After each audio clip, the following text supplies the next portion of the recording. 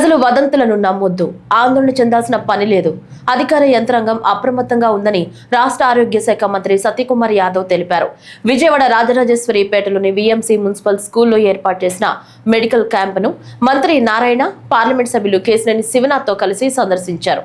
Medical క్యాంపులో చికిత్స పొందుతున్న రోగులను పరామర్శించి వారి ఆరోగ్య పరిస్థితులను అడిగి తెలుసుకున్నారు. డాక్టర్లు, వైద్య సిబ్బందితో మాట్లాడి రోగులకు అందిస్తున్న సేవలపై సమీక్షించారు. రోగులకు అందించే సేవలు, పరిసరాల పరిశుభ్రత, భవిష్యత్తులో తీసుకోవాల్సిన ముందస్తు జాగ్రత్తలపై సూచనలు చేశారు. ఈ సందర్భంగా మంత్రి మాట్లాడుతూ డయేరియాపై ప్రజల్లో అవగాహన కల్పిస్తున్నట్లు చెప్పారు. కేసులు తగ్గుముఖం పడుతున్నాయన్నారు. ప్రతి ఇంటికి వెళ్లి సర్వే చేస్తున్నామన్నారు. మొదటి విడత టెస్టులో ఎలాంటిది లేదని తెలిసిందన్నారు. మంచినీటి సరఫరాలో చర్యలు తీసుకుంటున్నామని తెలిపారు. న్యూ రాజరాజేశ్వరిపేటలో ఇలాంటి సమస్యలు ఉత్పన్నం కాకుండా చూస్తామని చెప్పారు. 20 నుంచి 30 డైరియల్ ఎపిసోడ్స్ వస్తూ ఉంటే ప్రభుత్వం తీసుకుంటున్న చర్యల కారణంగా, వైద్య శాఖ సిబ్బంది గాని, జిల్లా యంత్రాంగం తీసుకున్న చర్యల కారణంగా తగ్గుముఖం పడతా ఉంది. ఇవాళకి కూడా కేసులు వస్తున్నాయి. ఇవాళ కూడా ఆ పేషెంట్ తో మాట్లాడితే నిన్నటి నుంచి 3 ఎపిసోడ్లు, 4 ఎపిసోడ్లు ఈ రకంగా వస్తున్నాయని చెప్పడం జరిగింది.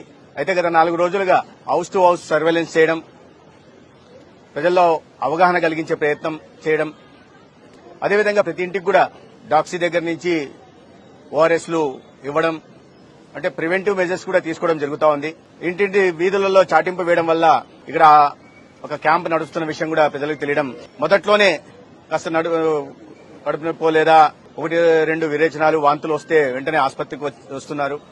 ఇప్పటిదాకా మొత్తం 141 కేసులు వచ్చాయి. ఒక 68 కేసుల దాకా యాక్టివ్ కేసులు ఉన్నాయి ఇక్కడ జీజీహెచ్ లో, ఇక్కడ క్యాంపులో కూడా. కానీ ఆందోళన చెందాల్సిన అవసరం లేదు. యంత్రాంగం అప్రమత్తంగా ఉంది. కానీ కొన్ని వదంతులు అక్కడక్కడ ఎవరో మరణించినట్టుగా అటువంటి వస్తున్నాయి. ఒక్కటి కూడా మార్టాలిటీ కేసు లేదు గత 4 రోజులుగా, రాదు కూడా.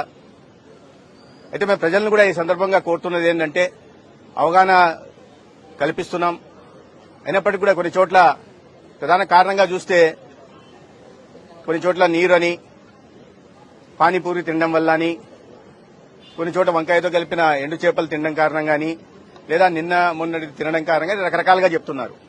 అయితే వీటిని అనేక రకాల వాటర్ శాంపిల్స్ ని, స్టూల్ ని కూడా శాంపిల్స్ తీసుకోవడం, పరీక్షల కోసం పంపడం జరిగింది. మొదటి విడత జరిగిన వాటిల్లో అన్ని కూడా నెగిటివ్ వచ్చాయి. రెండో విడత కూడా మళ్లీ పంపడం జరిగింది.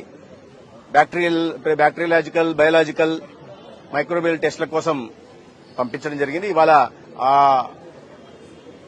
రిపోర్టులు కూడా రావాల్సింది. వాటి వచ్చిన తర్వాత దీన్ని మరి కాస్త కూలంకుషంగా పరిశీలించి కారణాలు ఎక్కడున్నాయి, నీరు ఎందుకంటే గత 3 రోజులుగా ఈ తాగుతున్న నీరు మున్సిపాలిటీ ద్వారా గాని లేదా ఈ ఆర్ఓ ద్వారా తాగుతున్న నీరును ఆపి ప్రభుత్వమే, జిల్లా యంత్రాంగమే నీటి సరఫరా చేస్తుంది.